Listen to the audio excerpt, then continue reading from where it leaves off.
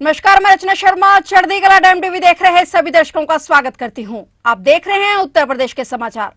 उत्तर प्रदेश में मिर्जापुर जिले के अरहोरा क्षेत्र में लोकसभा चुनाव और होली से पहले पुलिस और आबकारी विभाग की टीम ने 2.5 करोड़ रुपए कीमत की अवैध शराब की खेप पकड़ी है। इस सिलसिले में एक तस्कर को भी गिरफ्तार किया गया है। पुलिस अधीक्षक अभिनंदन ने बताया कि अवैध रूप से मादक पदार्थों की तस्करी के विरुद्ध अभियान चलाया जा रहा है। इसमें पुलिस को बड़ी सफलता भी मिल रही है। अरहोरा पुलिस एसओजी और आबकारी टीम को अरहोरा थाना के सोनभद्र बॉर्डर सुकुर्द में चेकिंग के दौरान एक कंटेनर ट्रक से 930 पेटियां शराब बरामद की गई हैं। इन पेटियों में 11,160 बोतलें अवैध अंग्रेजी शराब की थी। बरामद शराब की कीमत लगभग 2.5 करोड़ रुपए है। पुलिस ने कंटेनर से अंतर्राज्यीय तस्कर पवन कुमार निवासी साहा जिला अंबाला हरियाणा को गिरफ्तार किया है। आरोपी का चालान कर उसे जेल भेज दिया गया है। उत्तर प्रदेश के मथुरा जिले में राधा रानी के गांव बरसाना में नंदगांव के हुरियारों और बरसाना की हुरियारिनों ने जमकर लठमार होली खेली और परंपराओं को जीवित कर दिया। शाम को 5 बजे से दिन छिपने तक करीब 1 घंटे चले इस होली युद्ध की समाप्ति तब हुई जब नंदगांव के हुरियार थककर चूर हो गए और उन्होंने बरसाने की हुरियारिनों की जीत कबूल कर ली। तब हुरियार ने अगले बरस फिर आने का न्योता देते हुए आगे बढ़ चली। यहाँ हंसी ठिठोली के बीच उड़ते रंगों पर प्रेम भरी लाठियां बरसी। इन लाठियों से नंदगांव के हुरियारे अपनी ढालों की ओट में बसते हुए नजर आए। कुछ ढालों पर गोपियों की लाठियों के वार सहते हुए उछल कूद करते भी नजर आए। रंगीली गली, फूल गली, सुदामा मार्ग, राधा बाग मार्ग, थाना गली, मुख्य बाजार, बाग मोहल्ला में ढालों पर लाठियों से निकली तड़तड़ाहट की आवाजें गूंज रही थी। कुल मिलाकर लठमार होली में नारी सशक्तिकरण की जीती जागती मिसाल दिखाई दे रही थी। रामपुर की एमपी एमएलए कोर्ट ने सीतापुर जेल में बंद सपा नेता और पूर्व कैबिनेट मंत्री आजम खान को डूंगरपुर के मामले में 7 साल की सजा सुनाई है। साथ ही 8 लाख रुपए का भी जुर्माना लगाया गया। आजम खान के अलावा आले हसन, अजहर अहमद खान और बरकत अली को 5 साल की सजा और 3.5 लाख रुपए का जुर्माना लगाया गया है। और वादी द्वारा 2019 में थानागंज में मुकदमा दर्ज कराया गया था, जिसमें घर में घुसकर मारपीट, गाली गलौज, तोड़फोड़, लूट और जान से मारने की धमकी के आरोप लगाए गए थे। यह आरोप माननीय न्यायालय में साबित पाए गए, जिसमें चारों को दोषी सिद्ध किया जा चुका था। अब इस मामले में कोर्ट ने सजा सुना दी है। आजम खान को आईपीसी की धारा 152 में 7 साल की सजा सुनाई गई है और 5 लाख का जुर्माना भी लगाया गया है। जो बाकी तीनों आरोपी हैं उनके लिए 5 साल की सजा और 2 लाख रुपए का जुर्माना है। इसके अलावा 2-2 साल की सजा है और 1-1 लाख का जुर्माना लगाया गया है। बाकी मुलजिम को 1-1 साल की सजा और 50-50 हजार रुपए जुर्माना है। सारी धाराओं में आजम खान पर 8 लाख रुपए का जुर्माना और 7 साल की सजा सुनाई गई है। उत्तर प्रदेश में मुख्यमंत्री सामूहिक विवाह योजना को लेकर लगातार कई फर्जीवाड़े सामने आ रहे हैं। ताजा मामला यूपी के महाराजगंज जिले का है, जहां मुख्यमंत्री सामूहिक योजना के दौरान एक भाई बहन ने ही 7 फेरे ले लिए। इस बात की खबर सोशल मीडिया के जरिए जैसे ही सुर्खियों में आई तो प्रशासन में हड़कंप मच गया। सूत्रों से मिली जानकारी के मुताबिक मुख्यमंत्री सामूहिक विवाह योजना के तहत बीते 5 मार्च को लक्ष्मीपुर ब्लॉक में 38 जोड़ों का विवाह करवाया गया था, जिसमें लक्ष्मीपुर क्षेत्र के एक गांव की रहने वाली युवती ने भी अपना पंजीकरण करवाया था। बताया जा रहा है कि पंजीकरण कराने वाली युवती की 1 साल पहले ही शादी हो चुकी थी। इसके बाद भी बिचौलियों ने युवती को शादी के लिए तैयार करा लिया, लेकिन अंत में जिस युवक से युवती की शादी होनी थी वह आखिरी मौके पर नहीं आया। ऐसे में बिचौलियों ने अनुदान राशि में मिलने वाले अपने कमीशन के लिए युवती और उसके भाई के बीच ही 7 फेरे करवा दिए थे। बताया जा रहा है कि अब इस मामले में बड़ा एक्शन हो गया है। मुख्यमंत्री सामूहिक विवाह योजना में फेरे लेने वाले भाई बहन के खिलाफ एफआईआर दर्ज कर ली गई है। इसी के साथ शादी का सत्यापन करने वाले सचिव को भी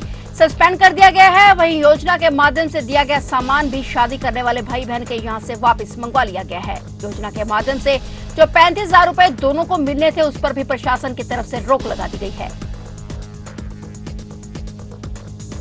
उत्तर प्रदेश के प्रयागराज से दिल दहला देने वाला मामला सामने आया है। यहां पर मुठीगंज थाना क्षेत्र में एक महिला के कथित तौर पर फांसी लगाने के बाद गुस्साए मायके वालों ने उसके ससुराल में आग लगा दी। इससे उसके ससुर और सास की झुलसकर मौत हो गई। इस घटना के बाद इलाके में हड़कंप मच गया। मामले की जानकारी पुलिस को दी गई। सूचना मिलते ही फौरन पुलिस मौके पर पहुंची और जांच शुरू कर दी गई। मायके वालों का आरोप है कि अंशिका की हत्या कर शव लटका दिया गया। इस दौरान मायके पक्ष के लोगों ने ससुराल वालों के घर में आग लगा दी। पुलिस द्वारा त्वरित कार्रवाई करते हुए 5 लोगों को उस मकान से बाहर निकाला गया और दमकल विभाग को सूचित किया गया। दमकल कर्मियों की मदद से आग पर काबू पाया गया। आग पर काबू पाने के बाद जब मकान की तलाशी ली गई तो वहां से 2 शव मिले। इसमें एक शव लड़की के ससुर राजेंद्र केसरवानी और दूसरा शव लड़की की सास शोभा देवी का है। इन शवों को पोस्टमार्टम के लिए एसआरएन अस्पताल ले जाया गया और विधिक कार्रवाई की जा रही है, जबकि परिवार के 3 अन्य लोग भी घायल हुए हैं।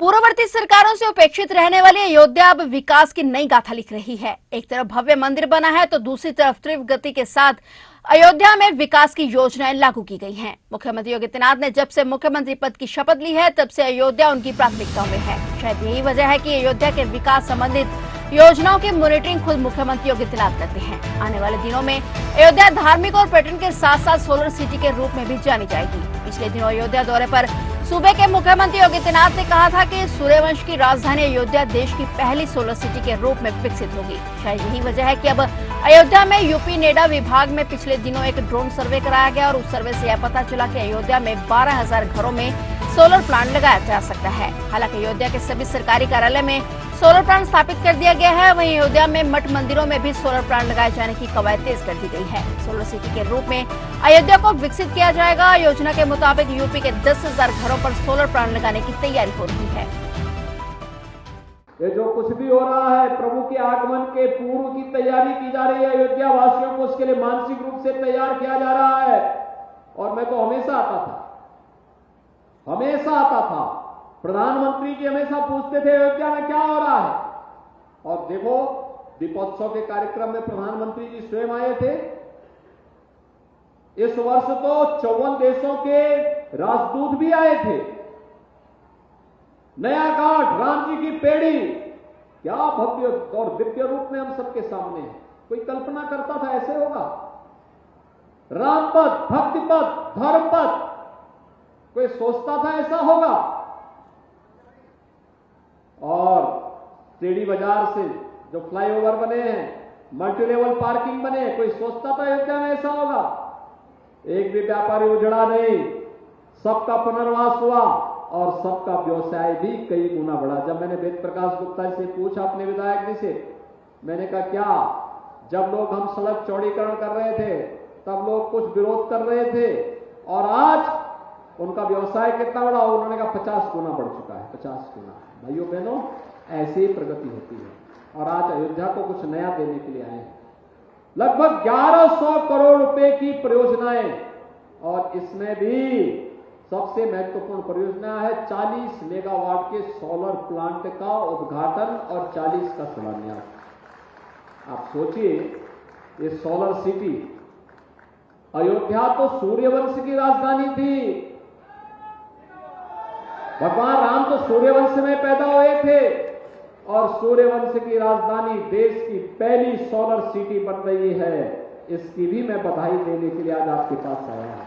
फिलहाल उत्तर प्रदेश के समाचारों में इतना ही। और नए समाचारों के साथ फिर से हाजिर होंगे। तब तक के लिए देखते रहिए चढ़ती कला टाइम टीवी और मुझे दीजिए इजाजत। धन्यवाद।